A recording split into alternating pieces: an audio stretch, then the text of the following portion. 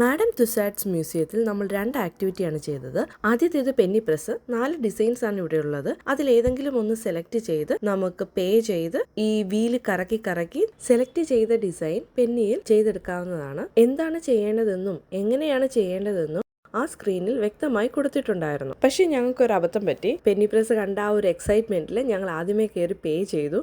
എന്നിട്ടാണ് ഞങ്ങൾ ആ വീല് കറക്കിയത്. അതുകൊണ്ട് അതിൽ നേരത്തെ ഉണ്ടായിരുന്ന ഒരു ഡിസൈനാണ് ഞങ്ങൾക്ക് പ്രസ്സായി കിട്ടിയത്. അവിടുത്തെ സ്റ്റാഫ് നമുക്ക് ഇഷ്ടമുള്ള ഡിസൈൻ മാറ്റി തരാമെന്നൊക്കെ പറഞ്ഞു. പക്ഷേ ഞങ്ങളത് വേണ്ടാന്ന് പറഞ്ഞു. കോയിൻ കൈ കിട്ടുന്നത് വരെ ഞങ്ങൾക്ക് അറിയില്ലായിരുന്നു ഏത് ഡിസൈനാണ് ഞങ്ങൾക്ക് കിട്ടുന്നതെന്ന്. കോയിൻ കൈ കിട്ടിയ പാടെ അവിടെയുള്ള ഡിസൈനുമായിട്ട് ഞങ്ങൾ ഒത്തുനോക്കി ഏതാണ് കിട്ടിയതെന്നറിയാൻ. ക്യാമൽസിനെയാണ് ഞങ്ങൾക്ക് കിട്ടിയത്.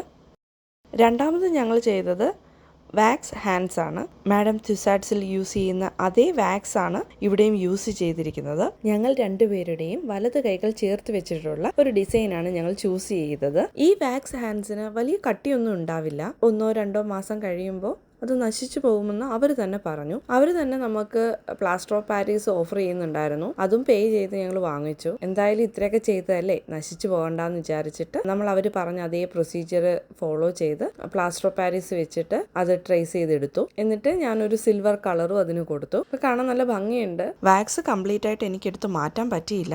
അതുകൊണ്ട് അവിടെ ഇവിടെയൊക്കെ ചെറുതായിട്ട് മുഴച്ചിരിപ്പുണ്ട്. പക്ഷേ എന്നിരുന്നാലും ഞങ്ങൾക്കിത് വളരെ ഇഷ്ടപ്പെട്ടു. നമ്മൾ തന്നെ ഉണ്ടാക്കിയതല്ലേ.